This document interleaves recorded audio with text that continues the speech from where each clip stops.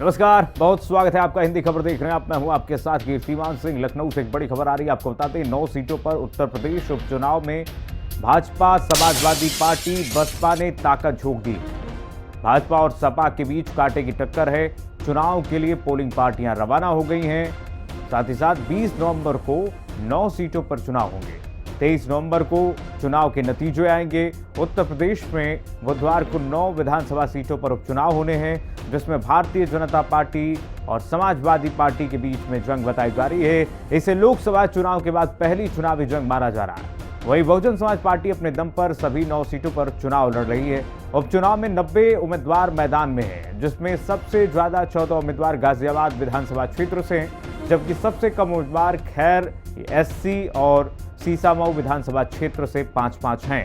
20 नवंबर को अंबेडकर नगर के कठेरी, मैनपुरी के करहल, मुजफ्फरनगर के मीरापुर, गाजियाबाद, मिर्जापुर के मझवा, कानपुर शहर के सीसामऊ, अलीगढ़ के खैर, प्रयागराज के फूलपुर और मुरादाबाद के कुंदरकी में उपचुनाव होंगे। 23 नवंबर को नतीजे आएंगे। इनमें से 8 सीटें मौजूदा विधायकों के लोकसभा के लिए चुने जाने के बाद खाली हुई थी, जबकि सीसामऊ में मौजूदा समाजवादी पार्टी विधायक इरफान सोलंकी को आपराधिक मामले में दोषी ठहरा जाने के बाद उपचुनाव हो रहा है। 2022 के विधानसभा चुनाव में सीसामऊ, कटहरी, करहल और कुंदरकी पर समाजवादी पार्टी का कब्जा था, जबकि बीजेपी ने फूलपुर, गाजियाबाद, मझवा और खैर पर जीत हासिल की है। मीरापुर सीट राष्ट्रीय लोक दल यानी कि आरएलडी ने जीती थी, जो अब राष्ट्रीय जनतांत्रिक गठबंधन एनडीए में बीजेपी की सहयोगी है। फिलहाल विधानसभा में बीजेपी के 251 विधायक हैं, जबकि एसपी के 105 विधायक हैं। बीजेपी की सहयोगी अपना दल सोनेलाल के 13 विधायक हैं, आरएलडी के 8 विधायक हैं, एसबीएसपी के 6 विधायक और निषाद पार्टी के 5 विधायक हैं। कांग्रेस और जनसत्ता दल लोकतांत्रिक के 2-2 विधायक हैं, जबकि बीएसपी के 1 विधायक हैं। तो सभी पार्टियों ने ताकत झोंक दी है। लखनऊ में 9 सीटों पर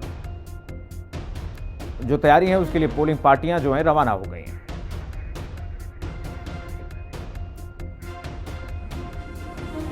और इसी मुद्दे पर चर्चा करेंगे। हमारे साथ तमाम सहयोगी जुड़ गए हैं। विक्रम सिंह राठौर लखनऊ से जुड़ गए हैं, प्रयागराज से सौरभ मिश्रा हमारे साथ जुड़े हुए हैं, कानपुर से जय चौधरी, गाजियाबाद से आकाश, मुरादाबाद से मोहम्मद आलिम जुड़े हुए हैं। सबसे पहले विक्रम, आपके पास आऊंगा। विक्रम, पोलिंग पार्टियां रवाना हो गई हैं, क्या तैयारियां हैं अभी उत्तर प्रदेश में? देखिए, तैयारियां बड़े स्तर पर कर ली गई हैं और 20 तारीख को मतदान होना है और उसके लिए चुनाव आयोग ने पूरी तरीके से अपनी तैयारियां, कहा जाए कि पूरी तरीके से कमर कस ली है, क्योंकि काफी महत्वपूर्ण भी है ये चुनाव। कहा जाए कि राजनीतिक तौर पर भी ये काफी महत्वपूर्ण माना जा रहा है ये चुनाव, क्योंकि 2027 का लिटमस टेस्ट है पूरी तरीके से ये। और इसीलिए शायद सभी पार्टियों ने पूरी ताकत, बिल्कुल कोर चुनाव की तरह, जिस तरीके से विधानसभा के चुनाव होते हैं, जिस तरीके लोकसभा चुनाव होते हैं, उस तरह की ताकत पूरी इसमें झोंकी है। और प्रत्याशी भी बड़े स्तर पर अपने कहा जाए कि अपनी बातों को जनता तक पहुंचाने के लिए कोई कोर कसर इस पूरे प्रचार के दौरान किसी ने नहीं छोड़ा है। चुनाव की अगर बात कर ले तो 90 उम्मीदवार पूरी 9 सीटों पर हैं और सबसे ज्यादा जो उम्मीदवार हैं 14 वो गाजियाबाद में है, 5-5 खैर और सीसामऊ की सीट पर हैं। लेकिन ये जितनी भी सीटें हैं, 9 सीटों की अगर बात की जाए तो 9 सीटों का जो चुनाव के समीकरण है, जो आंकड़े बन रहे हैं, वो काफी दिलचस्प बन रहे हैं।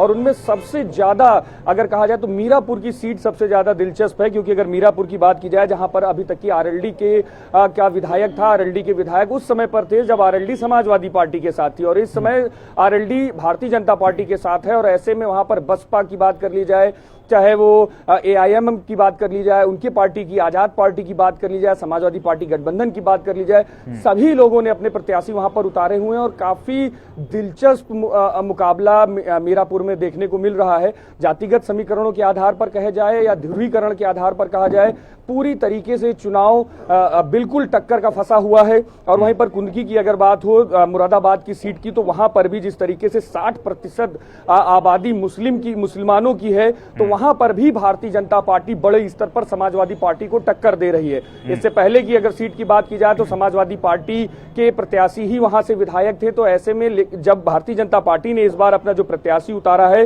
वो भी बड़े स्तर पर रामवीर सिंह ठाकुर, वो भी बड़े स्तर पर अपनी दावेदारी ठोक रहे हैं। और बड़े स्तर पर जो चुनाव प्रचार किए गए, खासतौर पर मंत्रियों के द्वारा, दोनों उप मुख्यमंत्रियों के द्वारा और बूथ स्तर तक की जो मैनेजमेंट पार्टी के द्वारा किया गया है, उसका असर कहीं ना कहीं कुंदकी में दिख रहा है। है तो साफ तौर पर है कि 9 सीटों पर जो समीकरण है काफी मजबूत हैं। सभी पार्टियों ने पूरी ताकत झोंक रखी है और कहा जाए कि समाजवादी पार्टी हो या भारतीय जनता पार्टी हो या अन्य दल जैसे जब बसपा हो या जो क्षेत्रीय दल है उनकी भी बात की जाए, सभी लोगों ने अपने प्रत्याशियों के लिए बड़े स्तर पर मेहनत की है और इसी की वजह से इस बार का चुनाव भी जो है वो उपचुनाव जो है वो काफी सभी पार्टियों में बड़े स्तर पर टक्कर देते हुए दिखाई दे रहा है। ठीक है, जय भी हमारे साथ कानपुर से जुड़े हुए हैं। जय, सीसामऊ वाली सीट क्या कह रही है इस वक्त, क्या समीकरण है? भरी हुई है। मैं आपको बताऊं कैसे सपा की जो सीट रही है पिछले कई वर्षों से सपा का इससे दावेदार रही है। फिलहाल जो प्रत्याशी है सुरेश अवस्थी जी पिछली बार 2 चुनाव लड़े थे और 2 चुनाव में हार गए थे। फिलहाल इस बार बीजेपी ने पूरी तरीके से कमर कस ली है। इसको लेकर के उत्तर प्रदेश के मुख्यमंत्री योगी आदित्यनाथ एक बार जनसभा करे, पिछले 2 दिन पहले भी उनका एक रोड शो रहा था पूरी तरीके से पार्टी को मजबूत करने के लिए। फिलहाल इसको पूरा चुनाव को मैनेज करने के लिए कैबिनेट मंत्री सुरेश खन्ना जी पूरे चुनाव को लीड कर रहे हैं और चुनाव को ज्यादा बेहतर बनाने के लिए फिलहाल गलियारों की अगर बात की जाए वहीं पर नसीमा सोलंकी भी पूर्ण रूप से पूरी ताकत झोंक करके जिनकी जनसभा के लिए स्वयं डिम्पल यादव भी आकर के उन्होंने रोड शो किया था। उससे पहले अखिलेश यादव भी आए थे यहाँ पे, पूर्व मुख्यमंत्री, उन्होंने आके यहाँ पे सभा को संबोधित किया था। ठीक है, आकाश हमारे साथ जुड़े हुए गाजियाबाद से। आकाश, गाजियाबाद की सीट क्या कह रही है, किसका पलड़ा भारी लग रहा है और क्या तैयारियां प्रशासन की वहां पर? गाजियाबाद में 9 सीटों पे सबसे ज्यादा प्रत्याशी हैं और आपको मैं बताना चाहूंगा इससे पहले गाजियाबाद की जो सदर विधानसभा सीट है यहाँ से अतुल गर्ग विधायक थे जो अब सांसद बन गए हैं। अब उनके जगह जो चुनाव हो रहा है अब यहाँ पर संजीव शर्मा जो 2 बार से महानगर अध्यक्ष हैं वो बीजेपी ने प्रत्याशी बनाकर उतारे हैं। वहीं इंद्राज जाटव जो केबल ऑपरेटर हैं और लंबे समय से केबल कारोबारी रहे हैं जिनका अपने क्षेत्र में काफी अच्छा वर्चस्व है, वो इस समय सपा के कैंडिडेट हैं जो इंडिया गठबंधन अलायंस से उम्मीदवार हैं। कहीं ना कहीं गाजियाबाद में सपा और बीजेपी की आमने सामने की टक्कर मानी जा रही है। वहीं आपको मैं बताना चाहूंगा कि हिंदू रक्षा दल के पिंकी चौधरी भी काफी लंबे समय से तैयारी कर रहे हैं, तो जो इस समय वर्तमान में जेल में है उनकी पत्नी ने भी यहाँ से निर्दलीय टिकट भरा है, जिनके यहाँ खड़ा होने से कहीं ना कहीं भाजपा के अंदर सेंध लगाने की बड़ी बात की जा रही है। वहीं आपको मैं बताना चाहूंगा प्रदेश के मुख्य योगी आदित्यनाथ का 2 दिन पहले रोड शो काफी चर्चाओं में रहा, जिसे लेकर अब कहीं ना कहीं समीकरण अब बदलते से नजर आ रहे हैं। अब देखने वाली बात ये होगी कल का जो चुनाव है इसमें अब क्या रिजल्ट आता है। बिल्कुल बिल्कुल आकाश, सौरभ के पास चलते हैं। सौरभ प्रयागराज से जुड़े हुए हैं। सौरभ, फूलपुर वाली सीट का समीकरण क्या है इस वक्त, क्या माहौल है?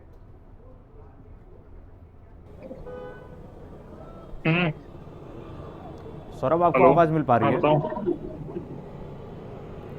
चलिए सौरभ के पास जाएंगे, उससे पहले मुरादाबाद से मोहम्मद आलिम हमारे साथ जुड़े हुए सहयोगी। आलिम, क्या है मुरादाबाद की सीट, क्या कह रही है वहां पर, समीकरण क्या है?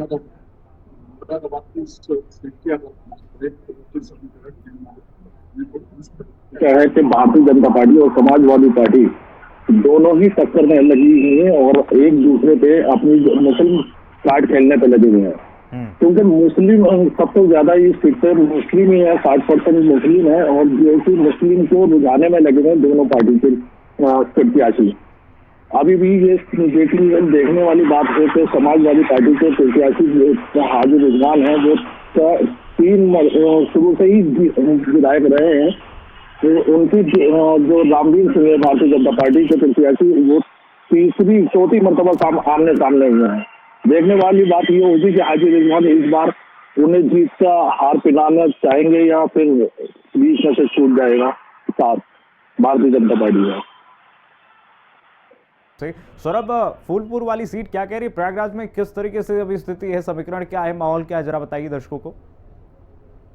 देखिए उत्तर प्रदेश की 9 विधानसभा सीटों पे जो है कल जो है उपचुनाव होना है। और अगर प्रयागराज की बात करें, प्रयागराज में जो है फूलपुर की सीट जो है बहुत महत्वपूर्ण सीट इसलिए भी मानी जा रही है क्योंकि 2014 से अगर हम बात करें तो 2014 से जो है इस पर बीजेपी का जो है कब्जा रहा है। लेकिन अगर वहीं पर अगर हम लोकसभा चुनाव की बात करते हैं तो लोकसभा चुनाव में जिस तरह से बीजेपी का प्रदर्शन रहा है और बीजेपी ने लगातार 400 के पार का जो नारा लगाया था वो कहीं ना कहीं जो है असफल हुआ दिखता है। तो कहीं ना कहीं देखिए लोग अगर हम फूलपुर विधानसभा सीट की बात करें विधानसभा सीट पर जो है बीजेपी के लिए एक चुनौती भी देखने को मिलेगी। जिस तरह से मुख्यमंत्री योगी आदित्यनाथ यहाँ पर हफ्ते में 2 बार आए और लगातार उन्होंने ताबड़तोड़ रैलियां भी की, दीपक पटेल के लिए जन सभा भी संबोधित किया। तो कहीं ना कहीं देखिए फूलपुर की जो सीट है वो काफी हॉट सीट मानी जा रही है, क्योंकि 2014 से जो है लगातार जो है वो बीजेपी के पास है। और इस पर सबसे पहले जो है 2014 में जब डिप्टी सीएम केशव प्रसाद मौर्य जब यहाँ से चुनाव लड़े थे और तभी पहली बार सीट पर जो है कमल खिला था। तो ये जो पूरा जो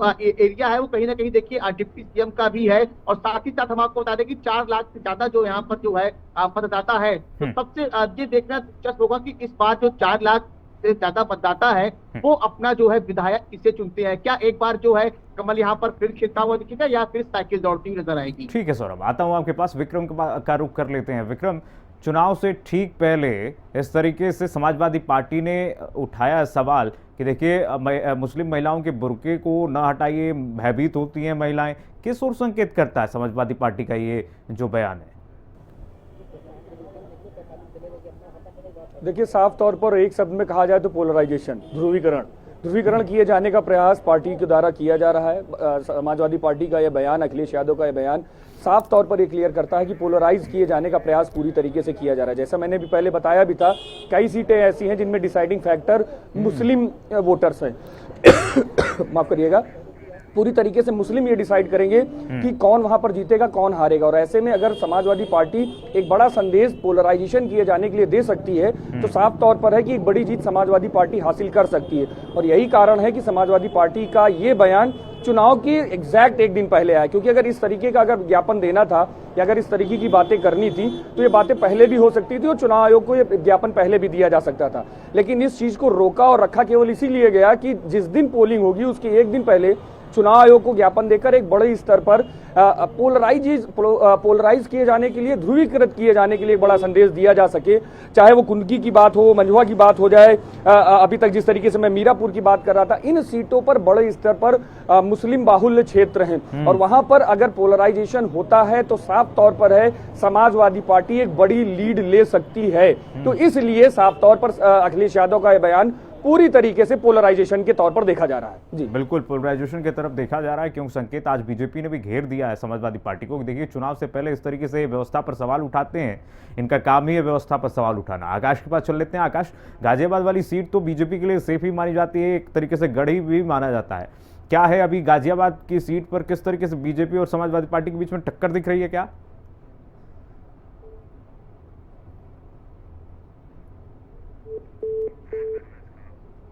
चलिए सौरभ का रुख कर लेते हैं। सौरभ, जिस तरीके से प्रयागराज में फूलपुर वाली सीट जो है वहां पर केशव प्रसाद मौर्य का भी तो एक तरीके से हमने देखा कि वर्चस्व भी है, उनका गढ़ भी है। तो अभी क्या माहौल है फूलपुर का? जनता क्या कहती है मूलभूत? तो वहां पे क्या अभी डिमांड है जनता की?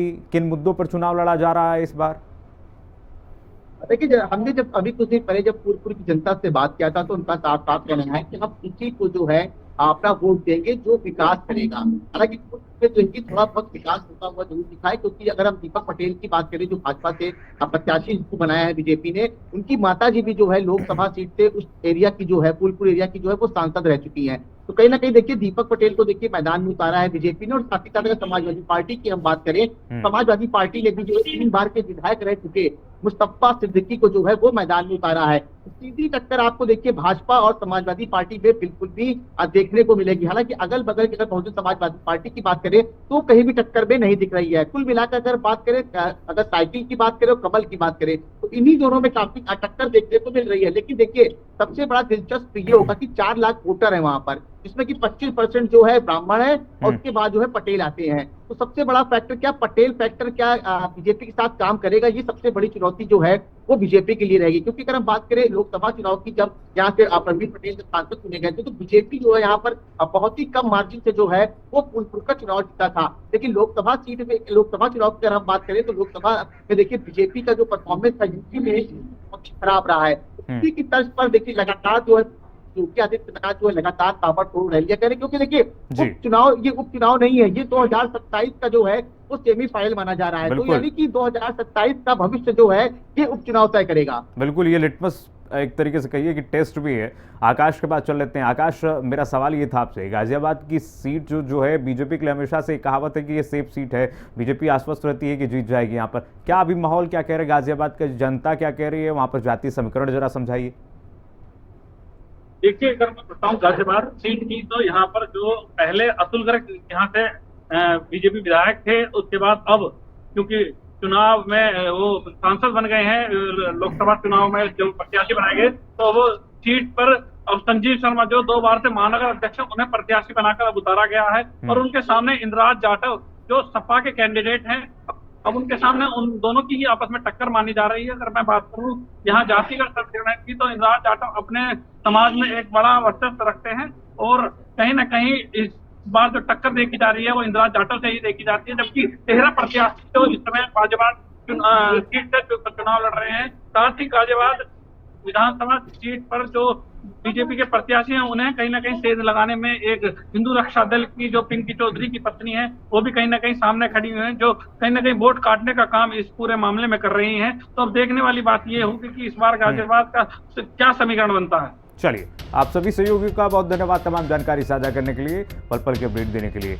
और चलिए बढ़ेंगे आगे। उपचुनाव की मेगा कवरेज लगातार जारी है। यूपी में कल 9 सीटों पर उपचुनाव के लिए वोटिंग होगी। इस बार यूपी का उपचुनाव आगे आने वाले सभी चुनावों की तस्वीर साफ करने वाला है, इसलिए हम कह रहे हैं लिटमस टेस्ट है एक तरीके से। इसलिए बीजेपी और सपा ने इस रण के लिए अपनी सारी ताकत झोंक दी है। बीजेपी और सपा के बीच कांटे की टक्कर है। हर एक सीट सपा और बीजेपी दोनों पार्टियों के लिए अहम है। तो वोटिंग से पहले चलिए जानते हैं इन 9 सीटों का सियासी और जाति समीकरण आखिरकार क्या है। बटेंगे तो कटेंगे।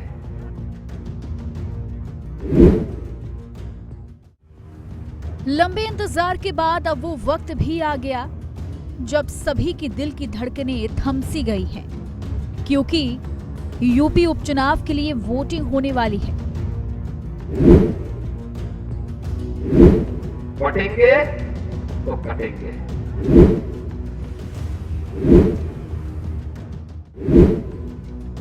बिगुल बज गया है, मैदान तैयार है।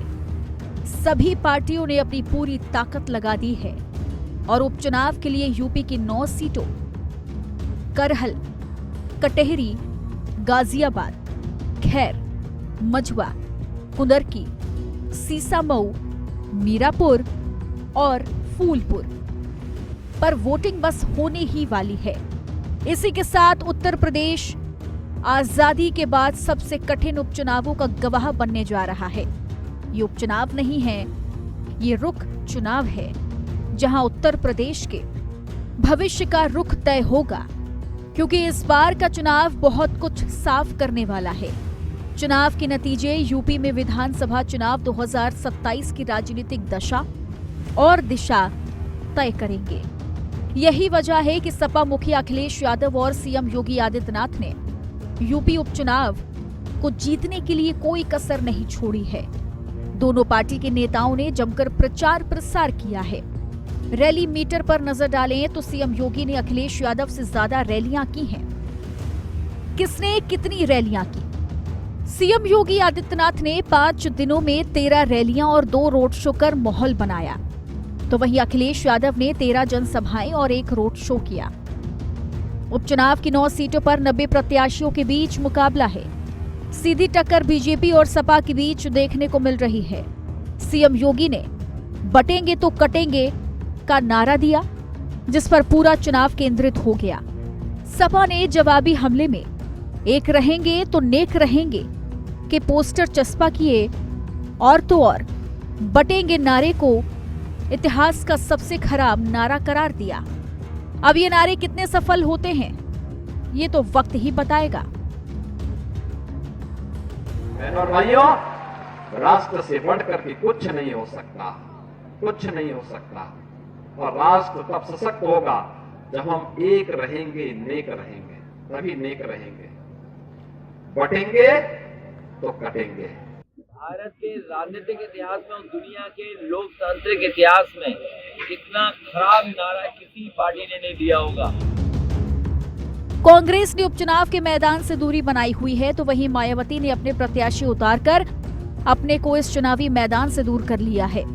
सभी 9 सीटों पर बीजेपी, सपा और बसपा के प्रत्याशी अपनी अपनी किस्मत आजमाएंगे। करहल से बीजेपी के अनुजेश यादव, सपा के तेज प्रताप यादव, बसपा से अवनीश कुमार शाक्य, कटहरी बीजेपी से धर्मराज निषाद, समाजवादी पार्टी से शोभावती वर्मा, बसपा से डॉक्टर अमित वर्मा, गाजियाबाद बीजेपी से संजीव शर्मा, सपा से सिंहराज जाटव और बसपा से परमानंद गर्ग। खैर बीजेपी से सुरेंद्र दिलेर, सपा से चारू कैन, बसपा से डॉक्टर पहल सिंह। मझुआ बीजेपी से सुचिस्मिता मौर्य, सपा से ज्योति बिंद, बसपा से दीपक तिवारी। कुंदरकी बीजेपी से रामवीर सिंह ठाकुर, सपा से हाजी रिजवान ठाकुर, बसपा से रफतुल्ला उर्फ नेता छिद्दा। सीसामऊ बीजेपी से सुरेश अवस्थी, सपा से नसीम सोलंकी, बसपा से वीरेंद्र कुमार शुक्ला। मीरापुर बीजेपी से मिथिलेश पाल, सपा से सुम्बुल राणा, बसपा से शाह नसर। फूलपुर बीजेपी से दीपक पटेल, सपा से मुस्तफा सिद्दीकी, बसपा से जितेंद्र कुमार सिंह।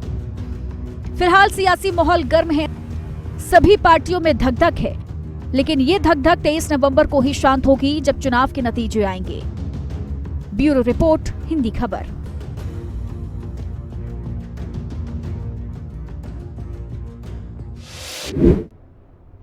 बढ़ेंगे आगे। यूपी में 9 विधानसभा सीटों पर कल वोटिंग होनी है। चुनाव को देखते हुए तैयारी पूरी कर ली गई है। वहीं सुरक्षा व्यवस्था के भी पुख्ता इंतजाम किए गए हैं, लेकिन सपा की मांग ने सियासी माहौल को और ज्यादा गर्मा दिया है। सपा अध्यक्ष अखिलेश यादव ने वोटिंग से महज चंद घंटों पहले इलेक्शन कमीशन को चिट्ठी लिख डाली, जिसमें उन्होंने मांग की है कि वोटिंग में चेकिंग के दौरान मुस्लिम महिलाओं का बुर्का ना हटाया जाए। इस मांग के बाद सियासी गलियारों में सियासी संग्राम शुरू हो गया है। रिपोर्ट देखिए जरा।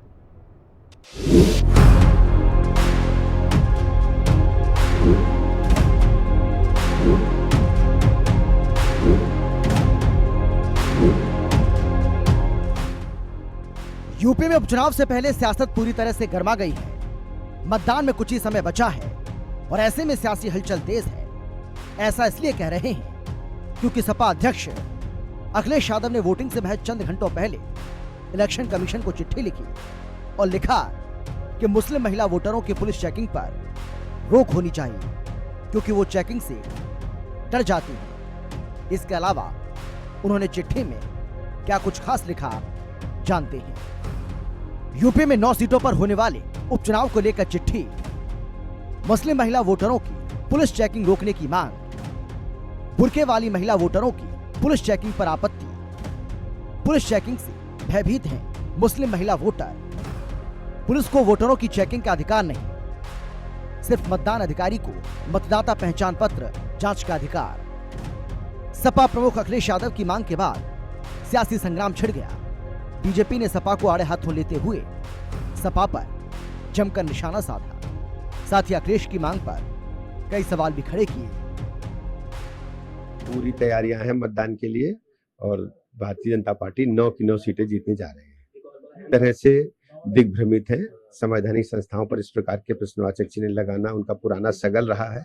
हम सब नियम कानून से चलेंगे, जो निर्वाचन आयोग के नियम है उसी नियमों के तहत मतदान में हम लोग भागीदार हिस्सा बन। समाजवादी पार्टी के तरफ से यह आशंका भी व्यक्त की गई है कि पर्दा नशीन महिलाओं के साथ उनके मतदान में किसी तरह की रुकावट ना हो। तो पिछले बाई इलेक्शन का अनुभव है जिसके आधार पर उन्होंने कहा होगा। समाजवादी पार्टी ने इस पूरे चुनाव में सकारात्मक प्रचार किया था, जनता के मुद्दे उठाए थे और समाजवादी पार्टी को भरोसा है जनता पे, पीडीए पे, कि जनता समाजवादी पार्टी को जिताने का काम करेगी। भारतीय जनता पार्टी की सरकार, सरकारी मशीनरी, उनसे लड़ते हुए कार्यकर्ताओं ने, नेताओं ने प्रचार और प्रसार करने का काम किया। बहुत सी जगहों पे बहुत शिकायतें आई जिससे चुनाव आयोग को अवगत करा दिया गया। सपा सांसद की चिट्ठी के बाद कई सवाल भी खड़े हो रहे हैं। सवाल ये कि करेंगे मतदान पर नहीं दिखाएंगे पहचान, क्यों? वोट देने जाएंगे लेकिन चेहरा नहीं दिखाएंगे, क्यों? चुनावी मैदान में फिर पहचान छिपाओ एजेंडा, क्यों? बूथ पर पहचान दिखाने से ऐतराज क्यों? सभी मतदाताओं को समान अधिकार क्यों नहीं? समाजवादियों की चिट्ठी बूथ पर क्यों बुर्का जरूरी? यानी अब उपचुनाव की लड़ाई बुर्का तक आ गई है। विवाद है कि गहराता ही जा रहा है। अब देखना यह है कि चुनाव आयोग इस मांग को मानता है या दरकिनार करता है। वहीं यूपी की जनता इस बुर्के पर हो रही सियासत को कैसे देखती है, ये 23 नवंबर को पता चलेगा। ब्यूरो रिपोर्ट, हिंदी खबर।